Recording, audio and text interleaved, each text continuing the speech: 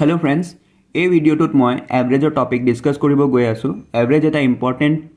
Topic হয় যিকোনো competitive এক্সামত ইয়াৰ minimum এটা হলেও কোৱেশ্চন আহে কিন্তু আমি এভাৰেজ টপিকটো এভাৰেজ বুলি কি কৰি দিও স্কিপ কৰি দিও আৰু হেতু আমাৰ সবতকৈ ডাঙৰ ভুল হয় আমি এই টপিকটোকো হিমানে ইম্পৰ্টেন্স দিব লাগিব যেনেকৈ আমি বাকি টপিকস বিলাকক দিও ঠিক আছে তো এটা ফাৰ্স্ট আমি চাই লওঁ যে এভাৰেজ কি হয় তো এভাৰেজ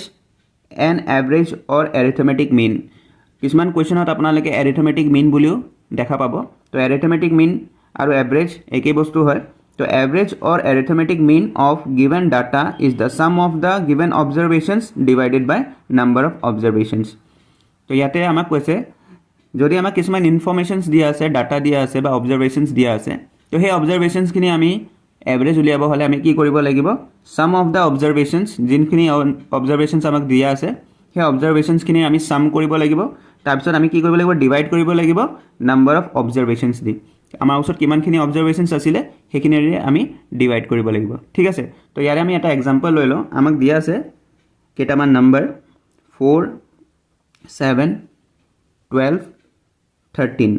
ঠিক আছে এতিয়া 4 7 12 আৰু 13 এইকেইটাৰ আমাক এতিয়া এভাৰেজ উলিয়াব দিছে ঠিক আছে তো ইয়াতে আমাৰ টোটাল নাম্বাৰ অফ অবজাৰভেশনস কেইটা হৈ গ'ল 4টা হৈ গ'ল নাম্বাৰ অফ observations হৈ গ'ল 4 তাৰপিছত আমি এটা কি কৰিম এইকেইটা প্লাস কৰি দিম ঠিক আছে তাৰপা আমাৰ এভাৰেজ ওলাই যাব তো এভাৰেজ ইকুৱেল টু হৈ গ'ল সাম অফ অবজাৰভেশনস তাৰমানে গোটেই কেইটা নাম্বাৰৰ সাম কৰিব লাগিব 4 + 7 + 12 + 13 ডিভাইড বাই নাম্বাৰ অফ অবজাৰভেশনস যিমানখিনি অবজাৰভেশনস আছিল আমাৰ ওচৰত এতিয়া ইয়াত 4টা অবজাৰভেশন আছিল সেইকাৰণে ডিভাইড বাই আমি কি কৰিব লাগিব 4 কৰিব লাগিব ঠিক আছে তো এটা এই গোটেই কেইটা আমি প্লাস কৰিলে কি পাম আমি তো 4 + 7 এটো হৈ যাব 11 11 + 12 এটো হৈ যাব 26 26 + 13 23 হ'ব এটো 23 + 13 এটো হৈ যাব 36 ঠিক আছে 36/4 তো এটো হৈ যাব 9 ঠিক আছে তাৰ মানে এই 4টা নাম্বাৰৰ এভাৰেজ হৈ যাব 9 তো আমি এই ফৰ্মুলাটো পা এই ফৰ্মুলা ইউজ কৰি পেলাই এই নাম্বাৰ গিটাৰ এভাৰেজ উলিয়াই ল'ব পাৰিলো ঠিক আছে কিন্তু এটা কিছুমান এনেকুৱা নাম্বাৰস আছে বা আমি ক'ব পাৰো কিছুমান সিৰিজ আছে সেই সিৰিজত যদি আমি এই ফৰ্মুলাটো ইউজ কৰি থাকো তেতিয়া হলে কি হ'ব আমাৰ বহুতখিনি সময় নষ্ট হ'ব তো কিছুমান ফৰ্মুলা আছে সেই ফৰ্মুলাটো ইউজ কৰি পেলাই আমি সেই তেনেকুৱা কিছুমান সিৰিজক ইজিলি তাৰ এভাৰেজ উলিয়াই ল'ব পাৰিম তো আমি সেই তেনেকুৱা সিৰিজ কিছুমান চাই লওঁ ঠিক আছে তো ইয়াতে আমি কিছুমান ইম্পৰ্টেন্ট ফৰ্মুলা চাম আৰু এই ফৰ্মুলাখিনি বহুত হেল্পফুল হ'ব আমাক কিছুমান কোৱেশ্চনস কম সময়ত কৰিব কাৰণে তো ইয়াতে ফাৰ্স্ট মই লিখি দিছো average of first n natural number equal to n + 1/2 ঠিক আছে এতিয়া ইয়াতে আমাক কৈছে ফাৰ্স্ট n ন্যাচুৰাল নাম্বাৰ আপোনালোকে জানে মই তলত লিখি দিছো স্বাভাৱিক সংখ্যা বুলি আমি জানো 1 2 3 4 5 এনেকে এটো গৈ থাকিব এই নাম্বাৰখিনি কোৱা হয় ন্যাচুৰাল নাম্বাৰ ঠিক আছে আমাক এতিয়া এই ন্যাচুৰাল নাম্বাৰখিনিৰ যদি এভাৰেজ উলিয়াব দিয়ে তেতিয়া হলে আমি কি কৰিব লাগিব এই ফৰ্মুলাটো আমি ইউজ কৰিব পাৰো ঠিক আছে n + 1/2 এটা এটা এক্সাম্পল চাই লওঁ তেতিয়া আৰু ভালকে ক্লিয়াৰ হ'ব আমাক ধৰি লওক নাম্বাৰ দি দিছে ন্যাচুৰাল নাম্বাৰ 1 2 3 4 5 ঠিক আছে এটা এই নাম্বাৰখিনিক আমাৰ কি কৰিব দিছে এভাৰেজ উলিয়াব দিছে এটা ফাৰ্স্ট যোনটো বেসিক ফৰ্মুলা আছে হেতু ইউজ কৰো average equal to sum of observations divided by number of observations ঠিক আছে এই ফৰ্মুলাটো আমি ইউজ কৰো এটা sum of observations আমাৰ ওচৰত যোন কিটা observations দিয়া আছে সেই observations কিটাক আমি কি কৰিম প্ৰথমে প্লাস কৰি লম ঠিক আছে তো 5 + 4 + 3 + 2 + 1 2 + 1 তো এটো আমি প্লাস কৰিব লাগিব বাই আমি কি কৰিব লাগিব যেহেতু এটা পাঁচটা নাম্বাৰ আছে ডিভাইড বাই 5 কৰিব লাগিব ঠিক আছে তো এটা 1 + 2 3 3 + 3 6 6 + 4 10 + 5 15 তো এটো হৈ গল 15/5 আৰু ইয়াক ডিভাইড কৰি পেলাই আমি পাই যাম 3 এতিয়া এই নাম্বাৰ গিটাৰ এভাৰেজ হৈ যাব 3 ঠিক আছে তো এতিয়া আমি এই ফৰ্মুলাটো ইউজ কৰো ঠিক আছে যেহেতু এটো n first n natural number হয় 1 ৰ পৰা ষ্টাৰ্ট হৈছে আৰু ইয়াত টোটাল 5টা সংখ্যা আছে তো ইয়াতে n ৰ ভ্যালু হৈ যাব কিমান 5 ঠিক আছে আৰু এই ফৰ্মুলাটো ইউজ কৰিলে হৈ যাব 5 + 1/2 তাৰ মানে এটো হৈ যাব 6/2 ইকুৱেল টু হৈ যাব 3 ঠিক আছে দেখিছে একেই আহিছে আৰু ইয়াতে আমাৰ এই ফৰ্মুলাটো ইউজ কৰোতে সময় কম লাগিছে ঠিক আছে তো সেই কাৰণে যদি আমাক এক্সামত কুৱেশ্যন আহে যে find the average of first N natural number, তেতিয়াহ'লে আমি এই ফৰ্মুলাটো ইউজ কৰিম। এতিয়া এই চিৰিজটো সৰু হোৱাৰ কাৰণে আমি পটকৈ কৰি ল'লোঁ এনেকৈ, কিন্তু আমাক যদি কয় ফাইণ্ড দ্য, আমাক যদি এক্সামত কুৱেশ্যনটো এনেকুৱা আহি যায় find the average of first 51 natural number, first 51 natural নাম্বাৰৰ যদি আমাক এভাৰেজ উলিয়াব দিয়ে, তেতিয়াহ'লে আমি যদি এই ফৰ্মুলাটো ইউজ কৰি থাকোঁ তেতিয়াহ'লে আমাৰ বহুতখিনি সময় নষ্ট হ'ব। তো তাতকৈ ভাল আমি কি কৰিম, n+1/2 কৰিম। তো ইয়াতে আমাৰ n হৈ যাব 51 প্লাছ আমি 1 কৰি ডিভাইড বাই 2 কৰিম, তাৰমানে 52/2 এইটো হৈ যাব 26। ঠিক আছে, তো এইটো আমাৰ ইজিলি ওলাই যায়, কিন্তু আমি সেই ফৰ্মুলাটো ইউজ কৰিলে আমাৰ সময় বেছিকৈ যাব। ঠিক আছে, তো সেইকাৰণে এইবিলাক কুৱেশ্যন ইম্পৰ্টেণ্ট হয়, মানে ফৰ্মুলা ইম্পৰ্টেণ্ট হয়, আপোনালোকে নোট ডাউন কৰি ল'ব। ছেকেণ্ড ফৰ্মুলাটো হৈ যাব average of first N even number equal two n+1। এইটো এটা ইম্পৰ্টেণ্ট ফৰ্মুলা হয়, আপোনালোকে এইটো পাৰিলে নোট ডাউন কৰি ল'ব আৰু এইটো আপোনালোকে ষ্টাডি টেবুলৰ ফ্ৰণ্টত পেষ্ট কৰি দিব, তেতিয়া আপোনালোকৰ ফৰ্মুলাখিনি মনত থাকি যাব। ঠিক আছে, এতিয়া আমাক যদি ইভেন নাম্বাৰ্ছ দিয়া আছে, first N even numbers, even number মানে হৈছে যুগ্ম সংখ্যা। ঠিক আছে, এতিয়া আমাক যদি ইভেন নাম্বাৰ দিয়া আছে আৰু সেই ইভেন নাম্বাৰখিনিৰ আমাক এভাৰেজ উলিয়াব দিছে, তেতিয়াহ'লে আমি এই ফৰ্মুলাটো ইউজ কৰিব পাৰোঁ। তো আমি এটা এক্সাম্পল লৈ লওঁ, আমাক উলিয়াব দিছে ফাইণ্ড দ্য এভাৰেজ অফ 2, 4, 6, 8। ঠিক আছে, ইয়াতে আমাক 4টা ইভেন নাম্বাৰ দি দিছে আৰু এই 4টা ইভেন নাম্বাৰ 2ৰে ষ্টাৰ্ট হৈছে। তো ফাৰ্ষ্ট এন ইভেন নাম্বাৰ বুলি কৈছে, মাজৰ পৰা হ'লে নহ'ব, 2ৰে ষ্টাৰ্ট হ'ব লাগিব। ঠিক আছে, তো প্ৰথম 4টা ইভেন নাম্বাৰৰ আমাক এভাৰেজ উলিয়াব দিছে। তো এতিয়া ফাৰ্ষ্ট আমি যোনটো আমাৰ ইয়াৰ বেছিক ফৰ্মুলাটো আছে সেইটো ইউজ কৰি চাওঁ, average equal two sum of observations divided by number of observation। ঠিক আছে, তো এইটো আমি সাম কৰিব লাগিব এই নাম্বাৰকেইটাক, 2 + 4 + 6 + 8 ডিভাইড বাই নাম্বাৰ অফ অবজাৰভেশ্যনছ। তো আমাৰ ওচৰত অবজাৰভেশ্যন আছে 4টা, তো এইটো ডিভাইড বাই 4 হ'ব। ঠিক আছে, এতিয়া এইকেইটাক প্লাছ কৰিম, 2 + 4 6, 6 12 8 20, তো 20/4 হৈ গ'ল। ঠিক আছে, এইটো ডিভাইড কৰিলে আমি পাই যাম 5। ঠিক আছে, তো এতিয়া আমি এই ফৰ্মুলাটো ইউজ কৰি পেলাই এইখিনি কৰি পেলাই এভাৰেজ পাই গ'লোঁ 5। কিন্তু আমি যদি এই ফৰ্মুলাটো ইউজ কৰিলোঁ হয়, তো ইয়াতে আমাৰ n+1 কৰি দিলে হৈ যাব। তো ইয়াতে n আছিলে নাম্বাৰ অফ ইভেন নাম্বাৰ্ছ, ইয়াতে 4টা ইভেন নাম্বাৰ আছে। ঠিক আছে, তো ইয়াতে আমাৰ nৰ ভেলু হৈ গ'ল 4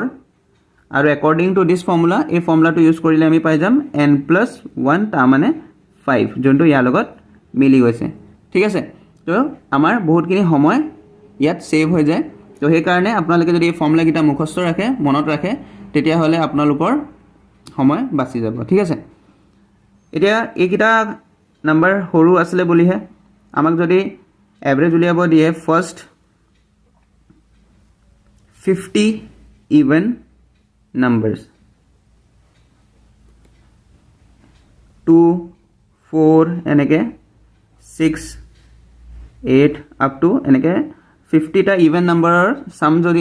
এভাৰেজ যদি আমাক উলিয়াব দিয়ে, তেতিয়াহ'লে আমি কি কৰিব লাগিব, তেতিয়া আমি এই ফৰ্মুলাটো ইউজ কৰি থাকিলে আমাৰ নহ'ব, আমি জাষ্ট যোনটো আমাৰ এনৰ ভেলু আছে 50, সেই 50 লগত +1 কৰি দিলে হ'ল, তো সেইটো 51 পাম আমি। ঠিক আছে, তেতিয়া আমি নেক্সট ফৰ্মুলাটো চাই লওঁ। থাৰ্ড ফৰ্মুলাটো হৈছে average of first N odd numbers equal n।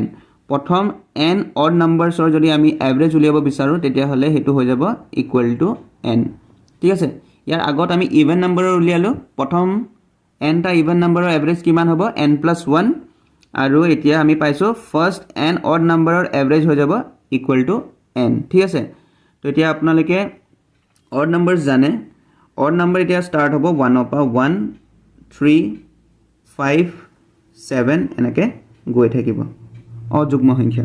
ঠিক আছে, এতিয়া এই নাম্বাৰ্ছখিনিৰ যদি আমি এভাৰেজ উলিয়াব বিচাৰোঁ, তেতিয়াহ'লে চিম্পল আমি যোনটো ইয়াৰ এনৰ ভেলু হ'ব সেইটোৱে হৈ যাব। এতিয়া এনৰ ভেলু মানে কি, আমাক যদি কয় find the average of first 4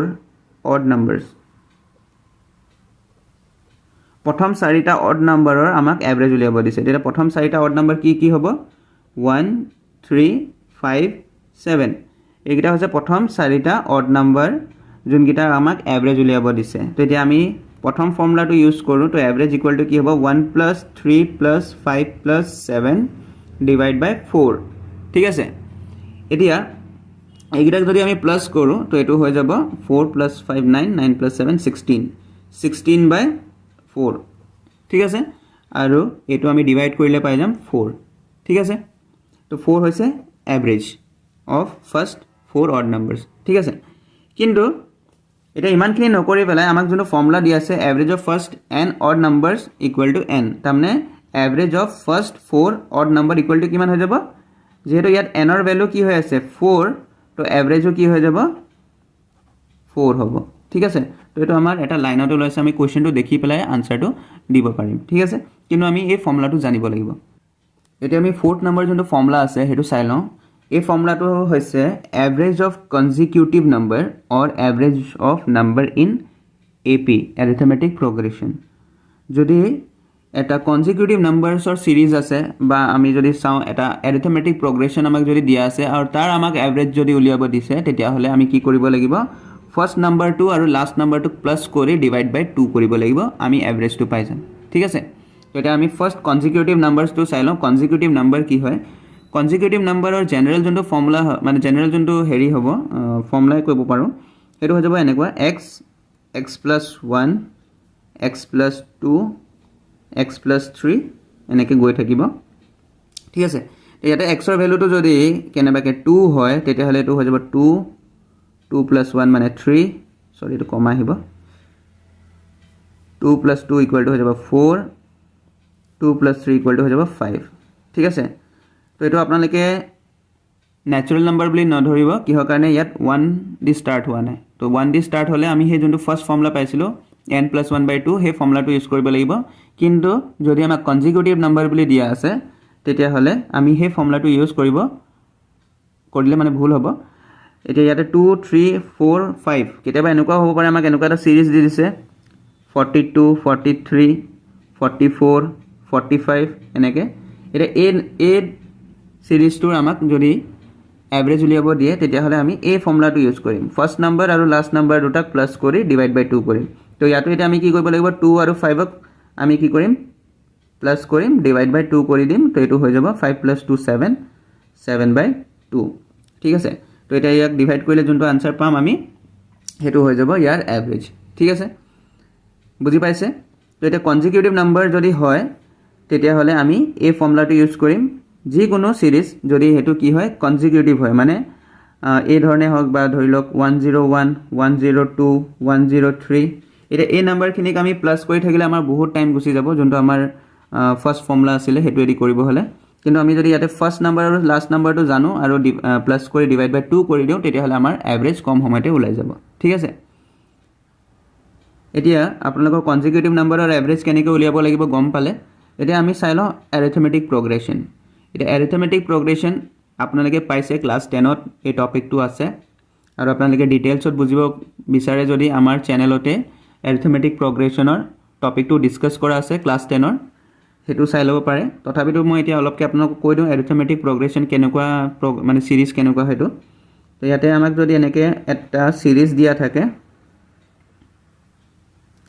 এটা ইয়াক এপি বুলি আমি কেতিয়া কম এৰিথমেটিক প্ৰগ্ৰেছন বুলি আমি কেতিয়া কম যেতিয়া এটাৰ মাজৰ যোনটো ডিফাৰেন্স হয় হেতু কি হ'ব কমন হ'ব সেম হ'ব ঠিক আছে এই দুটা নম্বৰক মাইনাস কৰিলে আমি x পাব লাগিব এই দুটা নম্বৰক মাইনাস কৰিলে আমি x পাব লাগিব এই দুটা নম্বৰক মাইনাস কৰিলে আমি x পাব লাগিব ঠিক আছে তো এনেকে যদি কিছুমান সিরিজ আমি পাও তেতিয়া হলে তাক আমি এৰিথমেটিক প্ৰগ্ৰেছন বুলি ক'ব পাৰো ঠিক আছে ইয়াৰে মই এটা এক্সাম্পল আপোনালোকক দি দিও যেনেকৈ ধৰি লওক 2 আছে 5 8 11 14 এনেকৈ গৈ থাকিব ধৰি লওক ঠিক আছে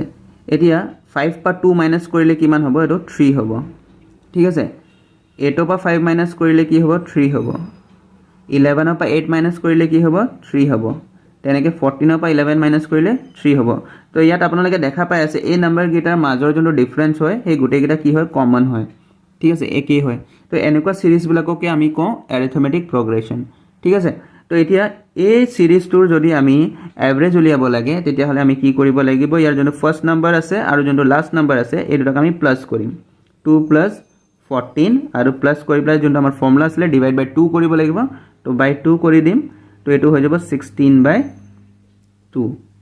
এটো হৈ যাব 8 ঠিক আছে তো এই ধৰণে আমি এভাৰেজ উলিয়াই ল'ব পাৰো তো ইয়াতে আমি যোনখিনি ফৰ্মুলা পালো এই ফৰ্মুলাখিনি বহুত ইম্পৰ্টেন্ট হয় আৰু এনেকুৱা কোৱেশ্চন আহি যায় যে আপোনালোকে যদি ফৰ্মুলা কিটা জানে তেতিয়াহলে পটকে কৰিব পাৰিব ইয়াৰ পিছতো আৰু কেইটামান এক্সাম্পল আছে ফৰ্মুলা আছে এটো মই নেক্সট ভিডিওটোত আপোনালোকক কম ডিসকাস কৰিম তো আজিলৈ ইমানখিনিয়ে ধন্যবাদ